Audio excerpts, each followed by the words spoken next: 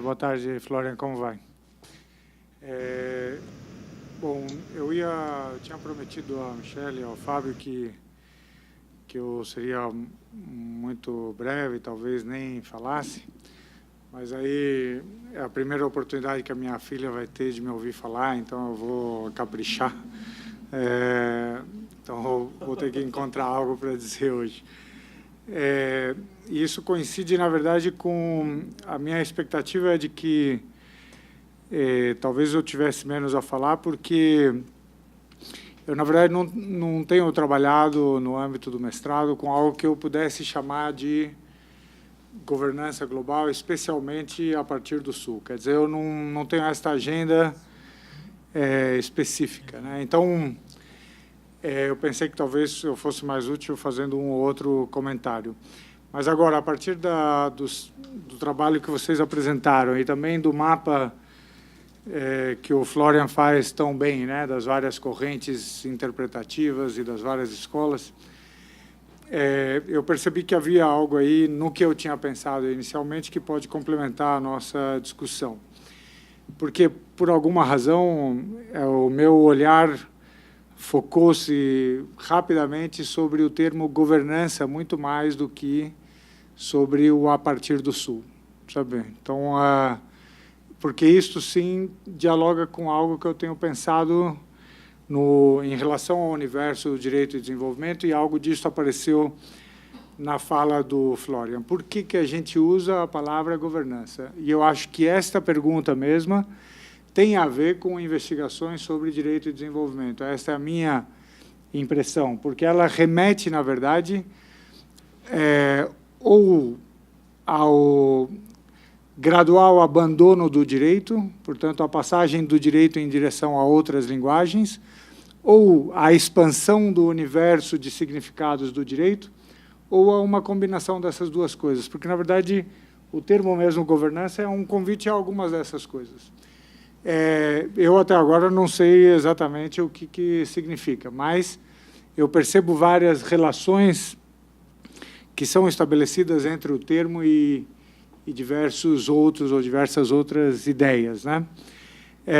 Então, por exemplo, ao que parece, ela vem normalmente em substituição a governo, quer dizer, ela seria pensada como algo como melhor, como mais apropriado que governo, porque governo nos remeteria a uma centralidade desta ação de organizar o mundo, certo? E a governança a uma abertura disto, a uma quebra de hierarquia, a quebra da verticalidade. A palavra governabilidade, que muitas vezes é posta ou em oposição ou em relação com governança, indica mais as condições de ordenar o mundo, as condições para bem ordenar o mundo, do que propriamente esta ordenação sendo realizada. Ou seja, estas duas coisas já indicam que, na verdade, muitas vezes, de modo geral, vocês verão governança como tentativas de escape em relação ao direito e em relação ao Estado, certo? Então, são ideias que convidam a pensar a ordenação do mundo fora da exclusividade do direito e fora da exclusividade do Estado. Então, quando eu trabalhei, assim, acabei trabalhando governança meio sem querer, eu acho, ou, sei lá, sempre fiz isso sem saber, porque a minha tese de doutorado já convidava um pouco a isso, porque eu tratei ali de soft law, né? Então, como é que outras coisas que não o direito atuavam sobre as relações entre os Estados. Mais recentemente, eu fui trabalhar algo que estava muito em voga, que era o tema dos regimes e da fragmentação do direito internacional, e eu percebi que, muitas vezes, a referência aos regimes era feita escapando à ideia do direito internacional público, na esfera internacional, é claro, e, muitas vezes, abarcando outros tipos de regulação produzidos por outros autores de regulação, ou seja, essas outras coisas que nós normalmente não chamaríamos de direito, mas que participam da ordenação do mundo e da sua organização. Muitas vezes por normas, mas por normas que, nos modelos tradicionais, você não diria que são normas jurídicas, né?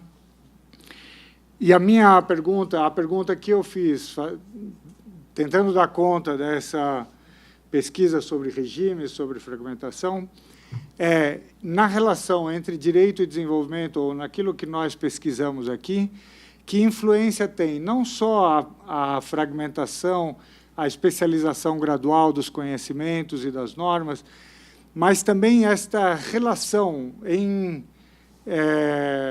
conexão com cada tema de especialização, a relação que naquela ordenação se dava entre direito e não direito, entre as normas que nós normalmente diríamos jurídicas e os outros tipos de regulação que não são direito, ou que não seriam normalmente vistas como direito. Ou seja, para mim, o impacto da regulação sobre o mundo passa também por você saber que parte desta regulação é jurídica e que parte é outra coisa, certo? Então, esta é a conexão que no meu trabalho apareceu, ainda que eu nunca tenha usado o termo governança, né? E, justamente, em contato com alguma literatura, inclusive, que o Florian mencionou, por exemplo, Global Administrative Law, ou regulação privada internacional, eu percebi que, na verdade, estas outras regulações, esses outros tipos de normatividade que não são do Estado, que não são tidas especificamente por direito, etc., podem estar voltadas à regulação da vida privada stricto sensu, quer dizer, diretamente à vida privada, ou podem estar voltadas para a regulação daqueles temas que têm interesse público, certo? E mesmo na literatura sobre regulação privada transnacional, eles fazem questão de dizer: nós não estamos preocupados com a chamada autorregulação privada.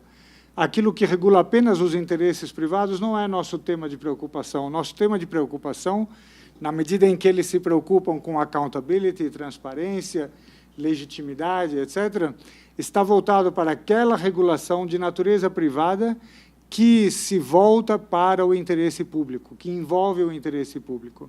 Claro que, e por isso mesmo eu, quando apenas mencionei num recente artigo essas ideias sobre governança, eu dizia, elas têm uma relação com outro termo que apareceu muitas vezes aqui, que é o termo regulação, que me parece carregar normalmente esta ideia, isso, de um poder delegado para lidar com questões de interesse público, mas que muitas vezes são produzidas por entes não estatais ou por autoridades que são do braço executivo do Estado e não do braço legislativo, etc., né?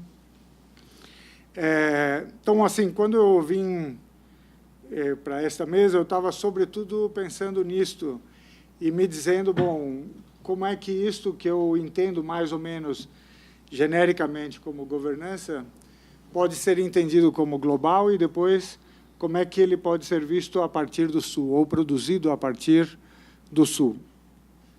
A outra coisa outras duas ideias que aparecem em relação à governança é que há um convite à governança por causa da complexidade das coisas que você precisa ordenar, mas também da complexidade da ordenação, quer dizer, a participação do Estado, dos outros atores que não Estado, a participação do direito, daquilo que não é direito. Ou seja, se chama de governança aquele gerenciamento das coisas complexas e, portanto, um gerenciamento complexo das coisas complexas, né? E uma ideia que me ocorreu enquanto o Fábio e a Michele falavam é que a gente tende a se referir à governança quando a gente se refere a algo que existe efetivamente, certo? Ou seja, você não falaria, por exemplo, de uma governança ineficaz ou inefetiva, né? Porque você pode falar de uma norma jurídica, você sabe que ela existe, que ela é válida, etc., mas ela não ordena o mundo. Governança, normalmente, você só fala da governança que, de fato, ordena o mundo, né? Então, você está partindo da efetividade, da existência efetiva da governança. Então, assim, era um pouco esta ideia que me dominava, mas eu achava que ela talvez não ia dialogar tanto aqui. Mas eu percebi, por exemplo, que na pesquisa tão atual que o Fábio e a Michele conduzem sobre direito direito econômico internacional. Assim, me chamou a atenção porque há muito de interessante ali, mas praticamente tudo ali é direito. Tudo ali é direito internacional público mais tradicional possível, certo? É BITS, é ICSID, é método de solução de controvérsia, ou seja, nós estamos totalmente inseridos no universo do direito internacional público, assim, exatamente como ele é entendido pelos mais dogmáticos dos internacionalistas, etc., né? É claro que você tem ali alguns pequenos escapes e tal para a ideia de regulação. Agora, mesmo naquele exemplo, acho que para nós que estamos pensando, e eu acho que muito até do que o Florian falou também puxava exemplos da governança pensada como uma governança das relações internacionais que se faz, entre outras coisas, por direito internacional público. E os exemplos tratados aqui são exemplos de governança por direito internacional público. Ou seja, há uma ideia de que a governança se faz também pelo direito. A governança não é um escape total em relação ao direito, mas o direito, nós descobrimos, faz parte da governança. Agora, aqui, para a nossa preocupação sobre direito e desenvolvimento, é possível pensar isto em termos de legitimidade da ordem jurídica ou de um regime ou de normas dentro de um sistema jurídico. Por exemplo, o caso de direito internacional econômico, você poderia colocar isto em termos de direito e desenvolvimento, mas pensando o papel do direito e a sua legitimidade na construção de uma rule of law internacional, na relação entre os Estados, certo? Ou seja, você está pensando a possibilidade do desenvolvimento da sociedade internacional e da qualidade do direito internacional nesta sociedade.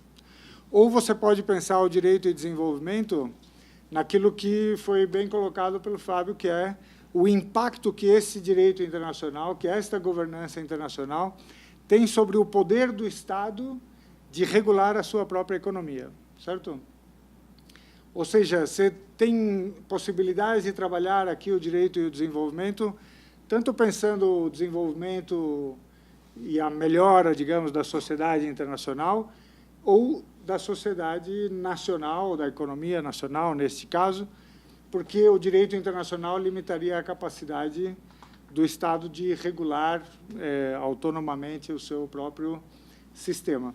Agora, ainda assim, nós estamos falando, pelo menos nestes exemplos, nós estamos falando de uma sociedade internacional que é pensada fundamentalmente como uma sociedade de Estados, e que, portanto, a sociedade onde você busca o rule of law e tal, é a sociedade de Estados regulada por um direito de Estados, né? O desafio é como expandir esta visão de governança ou de normatividade ou de regulação por normas e também de sociedade, né? Então, aí, pensar isso a partir do Sul passa a ser um outro desafio, quer dizer, pensar, na verdade, a criação do direito ou da governança a partir de uma posição que é contra-hegemônica, né? Ela pode ser pensada em termos de Estados e Sul global como um conjunto de Estados, né, em desenvolvimento relativo e tal, ou você pode pensar isto de outro modo, quer dizer, as várias populações, os excluídos do mundo, não é isso? E, especialmente, se vocês conjugarem isso com a ideia de especialização da vida e de fragmentação da vida, em que dizem, pelo menos diz a literatura sobre isso, quando você escapa do âmbito dogmático do direito internacional público, que, na verdade, o mundo já não será mais territorial, mas ele será setorial, né? Ele será por temas de interesse ou por áreas de conhecimento, etc. Então, como é que, nesse universo de governança tão fragmentado, não é isso? Como é que você insere o interesse que é contra-hegemônico, né? Será que isto, de fato, é possível? Porque mesmo o teste do direito internacional econômico, ele talvez aceitasse uma tese de que ele só está mudando agora, né? Não porque o Sul global ganhou relevância, mas porque o sistema está a ponto de falir, né? porque os Estados, você ainda precisa dos Estados fazendo parte do sistema, então, quando os Estados começam a sair do sistema, essa proteção pode se perder, etc., e também porque o norte global passa a ser importador de investimentos e, portanto, as regras precisam mudar, né? Então, assim, eu acho que a pesquisa que vocês levantaram, ela traz coisas muito interessantes para terminar com isto, além de toda esta coisa sobre a fragmentação e a especialização e o contra-hegemônico mesmo na regulação, é que aqui a questão da legitimidade ou da calibragem, da legitimidade do regime dentro do direito internacional público pode passar pelo conteúdo das normas, né? Ou ele pode passar pela estrutura do sistema normativo.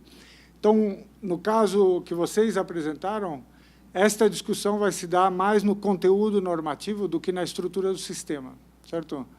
Então, acho que também esse tipo de distinção me parece fundamental. Eu terminaria, professor Mário, que já me ameaça com o microfone, que eu vou apenas notar a ironia do fato de que sou justamente eu a falar de não direito nesta mesa, certo?